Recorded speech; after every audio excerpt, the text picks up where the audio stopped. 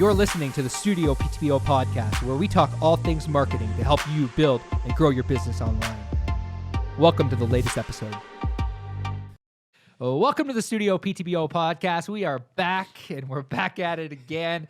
And I am here with my colleague, my friend, Neil Morden. How you doing, bud? I'm good. How are you? I'm good. I'm chipper. I'm. You are. You had a good breakfast. Yeah. You had a classic breakfast. I had a this classic morning. breakfast this morning. Yeah. So, Cody, what is a eggs. classic breakfast? What's your generic classic breakfast you can get anywhere? Is it the same anywhere? Is it like sunny side up? Yeah, I would love to know. If you're listening to this, let us know in the comments section below. A classic breakfast is clearly over easy eggs or whatever style of eggs you want. Okay. Your choice of meat. Okay. Whether it be sausage, whether it be sausage, whether it be bacon, whether it be ham. Yeah. Choose your toast. Because you were like, so you went fries. to PJ's Diner. PJ's Diner. You're like, yeah, you should check it out and get the classic good, yeah. breakfast. And Jairus and I are like, well, what is a classic breakfast? But because now you know. Yeah, now you know. So make sure to DM us or post to the Hacks group. Like, what is your favorite classic breakfast, and what does it mean to you? Exactly. What does what does breakfast mean to you? Yeah. I feel like when I eat breakfast, I don't know. I just feel good. Well, I actually love breakfast, but it has to be like more for me. It's on vacation where I have it like at 10 o'clock. I can't eat breakfast in the morning. I can't either. Yeah. And so I have coffee, but I miss what really is my favorite meal of the day, which should be brunch. So I can hardly wait till I enter my boomer years, and then I can finally. You're not already there. Yeah. I know. Yeah. So listen, we're talking about this morning. We'll start with psychology of the sale. Yeah. So I was on a panel. At an event this morning. I spoke at an event this morning, and today is what day is it? Wednesday, at the Ashburnham Funeral Home.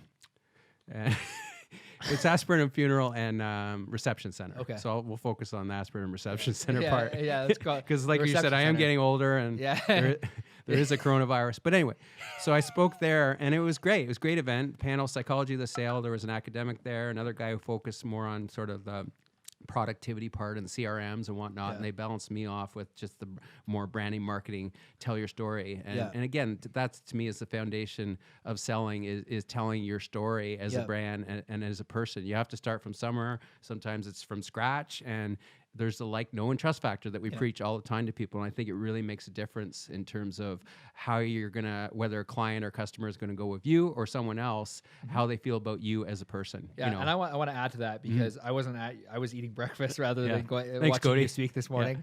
Jairus was there, and Janice was there, and still can't get his name right. Yeah, the OG. The OG. Yeah, but thank you for your support. You're welcome. I was there in spirit. Yeah. Okay. I'm at like every other event you speak at. I just go to this one because same old shit for breakfast. me. I hear this stuff all the time.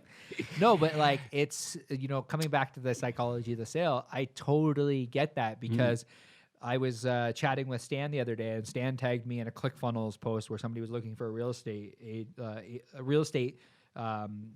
marketer to help them market their real estate business. I almost knocked that over. These one in your jug. I know. It's smaller today. You got your little baby sippy cup. I know. Exactly. You had the classic breakfast. So I had to change it up. Yeah. But Stan tagged me in the post, and he could have tagged any other marketer. He knows tons of marketers that essentially help real estate agents.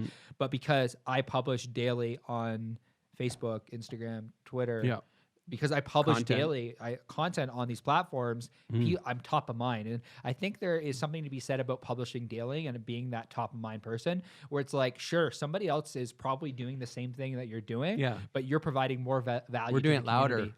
We're not doing it quiet. Yeah. And the amount of people we're picking up as prospective clients, it's huge, just off of publishing. Like even this morning at the event I was at, it strategically brought Jairus. I'm doing some radio stuff this week, bringing Jairus to film it. It's like, that's great content to then leverage in all our platforms. Now, of course, I did bring up the psychology of the sale. There's a lot more to it than just, the like, know, and trust factor and the personality. Some people are, at the end of the day, and I brought this up, are you shopping on value or are you shopping on price? So if you're shopping on value, you're going to go with someone like us. If you're shopping on price and you want the cheapest, then you're going to go with someone else. And then, as I said, then you'll come back to us in a few months later, maybe. but again, it comes down to perceived value a lot within the end consumer. The end consumer, what is that perceived value? For some people, that value might be, like for us, like, what is your value proposition? Okay, we have a proven track record. We have grade A customer service. We contractually guarantee leads. And we charge more, though. We do. But we're a premium agency. So, you're going to get more. You get more value. Yeah. it's perceived value. You're right. Perceived value. Yeah. It's, some people will pay more money. It's like there's a reason why people pay more for an Apple phone than they do for other devices. Totally. I agree. Perceived value. Yeah. Perceived value and aesthetic factor and the brand that Steve Jobs built. So yeah, so that was phenomenal. And then we're going to sort of pivot into, I did a post a few days ago on our StudioPTBO marketing hacks page, and there's now 500 members there, which is amazing, by the way. We started. Thank you. You are an entrepreneur. You're listening to this podcast. 500 members in the StudioPTBO marketing. We started hacks. at the bottom. Now we're here. We're just getting started. And I posted about meme people. Yeah. Meme people. So, Dicks. dicks. Yeah. So it's hard. So especially when you're starting out. Yeah. And what I did say is, like basically don't be an asshole. And if it's a red flag early in the process, if we're meeting with a prospective client, they're being really mean to us and belligerent and just rude. And that happened to you recently, and it's happened to me, and it's happened to all of us. We can all relate to this, but to me, that's a huge red flag if it's happening early on in the process. If there's warning signs going on that, hey, this person is a bit volatile, a bit bullyish, micromanaging, then unless you're desperate to have them as a client, and I get that some people are when you're just starting out, but if you can afford not to go with them, it's not worth the pain on your team and your staff. Yep. And the biggest thing that it took me a little while to really understand this, especially because I came from an industry that serviced everyone. Yes. We didn't turn anyone Couldn't away. turn anyone away. So we didn't turn anyone away to now working with the client facing, being able to pick and choose kind of the clients that we want to work with based on who they are as people and do they fit with our ethos, do they fit with the values that we have for this company, and really understanding on a deeper level that you can't sell the unsellable. You just can't do it, unless you're like Walmart that opens their doors to everyone. But if you're a boutique style agency or you're a small business, your goal is to not very often to get everyone. It's to get a select group of people essentially to buy into what you're doing and buy into your product, your service. Totally. And especially if you're an agency listening to this podcast, it's like you could, if rather than taking on that shitty client, you could just DM 250 people a day. Right. Yeah, that's true. And say, hey, we'd love the opportunity to work together, and then get on the call. You could. Yeah, and again, I think you developed, you're referring to your career at Best Buy, so you had to develop thick skin because of that, which is actually good. Yeah, it builds up a real tolerance and a resilience. But now you're in a place where we don't have to do that as much. We can afford to say... It's very different. Yes. It's a very, very different environment. It's very different to go from, saying like this person in front of me is a complete asshole and I want them out of my store, but I can't. I have to at least service them. But we for can the next... choose to say no, and which it's very liberating. It's very different depending on what environment you work in, where it's like if you deal with clients like on a one-off basis, we generally work with clients over the course of they've been with us for 2 years, or they're with us for a website for 3 to 6 months, or up to a year. Yeah, it's like we're working with clients long term, and it's a long term relationship. Yeah, they become almost like family. 100%. Yeah, so they have to be genuine. And again, I think it comes down to how you're wired. So I do challenge people who are being assholes, and it takes a hell of a lot of self-awareness to recognize you are being that way and to change your behavior. And some people it's never going to happen. It's never possible. I think some of them you can convert, but again, the ones that you can't convert, don't worry about it. Just move on and find the peeps that you do want to work with that are good people. And that came up again in my talk this morning. Like, be a good person. Psychology of the sale. It's not. Yeah, it's not rocket science to be a nice person. Be empathetic and listen to the person on the phone, and don't be mean. Don't be short with them. It's just, I don't know where this social etiquette, I think it's always been around. Maybe it's more pronounced now because of social media. People kind of hiding behind their phones and screens. Yeah, I think that's probably an element. I think the other element might be is people just, like, I understand if you've been burned in the past. I think we all at one point have been burned. Yeah, that's true. You burned in business, so you're expecting it to happen again and your guard's up, right? Yeah. Or you've been burned in your personal life and then it's affecting your business life. There's so many factors, psychological factors that go into... Totally understand, totally get it. I've been burned before, but it's no reason to take it out on somebody else. Yeah, like the person that was rude to you the other day, it might have been just they came off a shitty weekend. Like, who knows? Who knows? But they take it out on you. And you have to be empathetic about that. So you have to look at it like, both ways. I always look at it as like, okay, I look at this as a positive, as in like, maybe I didn't want to work with this person to begin with. And I look at it like, from an empathetic standpoint as well, where it's like, maybe there's something going on in their life, and you challenged me to think that way. Okay, and I appreciate that. Yeah, cool. And I think you're in a really good mood because you had the classic breakfast today. You're always in a good mood, but it's the classic breakfast. It did it for me. So when you're in a bad mood, go get the classic breakfast at PJ's Diner. Yeah, we're gonna get PJ's Diner as a sponsor. PJ's Diner. Yeah. There's 2 in town though. Where's that one? Isn't there 2? Yeah, there's two. Which one are you referring to? I mean, they're both probably great. They both have. This is the one that I went to is off of Elmer. Off of Elmer. Okay. Okay, cool. I'll make sure to check that out. Yeah, that's good. E-City Coffee too. I have to give a shout out to It's E-City Coffee. E-City Coffee Shop, Albin and Gertie. Albin and Gertie. We go there a lot, and we've taken the team there, so I like that go there as breakfast well. too. Yeah, I got to go for more breakfast. And then we're gonna finish up here with talk about processes, which you're a Productivity, huge fan of, and strategies, implementation. which you converted me to come around to. So what does processes look like? So I actually went live and talked about this the other day about productivity strategies, and I recently came back from a conference about a month ago, and it's almost been a month ago now. I came back from a conference from last month, and the whole idea was about automate, delegate, remove, and we've kind of been doing that over the last year. This idea of automation and processes and systems that help people elevate them and get them towards your vision. It's one thing to create a vision and create goals. It's like, but how do you actually implement the system to get to that goal? It's like, if I know that I want to close 10 new clients this month, I need to understand how many people I need to reach out to, and then I need to understand what my conversion rate is. So I need to know how many people I need to get on the phone in order to actually, if my conversion rate's 40%, I know that I need to do X amount of calls in order to close this amount of business. Right. So it's like, there's that element of systems and processes where it's like from a sales perspective. And there's internal. And then there's internal, which we really want to get into, where it's like certain things that you're doing that you don't even realize that you could either automate, delegate, or remove. Right. So a big thing for us over the last year, and you fought me tooth and nail on this one, I remember, and I want to bring this up, is a booking calendar for your staff. Yeah. Where rather than going back and forth, like when I first started and in this appointment core. Appointment core.